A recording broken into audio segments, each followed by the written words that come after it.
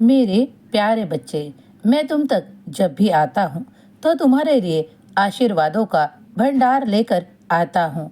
वैसा ही कुछ आशीर्वाद आज भी मैं तुम्हारे लिए देने के लिए आया हूँ। मेरे प्यारे बच्चे, मेरी आशीर्वादों को स्वीकार करो। और जब तुम्हारे जीवन में कोई तुम्हें बाधा लगती है, अगर कोई तुम्हें दुविधा लगती है, तो वो निश्चिंत होकर साईं के चरणों में सौंप कर निश्चिंत रहो, क्योंकि हर एक कर्म के पीछे कोई ना कोई कारण होता है। अगर किसी वजह से तुम्हारे मन में कोई दुविधा है, तो मैं उसका उत्तर तुम्हें जल्द ही कुछ संकेतों द्वारा दूंगा। उन संकेतों को प्राप्त करने के लिए तुम भी तत्पर रहना। जब मेरा संकेत तुम्हें प्राप्त होगा, तब तुम्हारे मन में वो दुविधा है, उसका उत्तर तुम्हें प्राप्त होकर तुम्हारे मन की सारी दुविधा समाप्त होगी।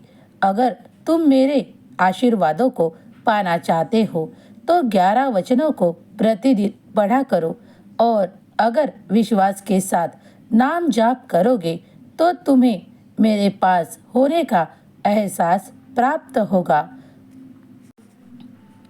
तुम जल्दी ही शिरडी भी आना चाहते हो, तो मैं भी तुम्हें जल्द ही बुलाऊंगा। अगर तुम्हारे मन में एक बार भी विचार होता है कि मैं किसी की मदद या सहायता करूं, तो अवश्य करो, क्योंकि साईं ने तुम्हें इतना बड़ा बनाया है कि तुम किसी अन्य की भी सहायता कर पाओ। जीवन में अच्छे विचारों को कभी मत छोड़ो। अगर किसी वक्त, किसी पल में तुम्हारे मन में अच्छा विचार होता है, तो उसे कृति में अपनाओ। जीवन में आनंदित रहना चाहते हो, तो आनंद को बांटना भी शुरू करो। अगर तुम्हें ऐसा लगता है कि कई बार कुछ ऐसा होता है जो तुम्हारे मन के विपरीत होता है, तो उस समय शांति को धारण करो। तुम कुछ ही देर में देखोगे कि सब कुछ पहले जैसा हो रहा है। अगर तुम जितना ज़्यादा सोचोगे, उतने ही सवाल तुम्हारे मन में खड़े होंगे। इसीलिए कभी कभी परिस्थितियाँ जैसी हो, उसे संभालने का भी प्रयास करो।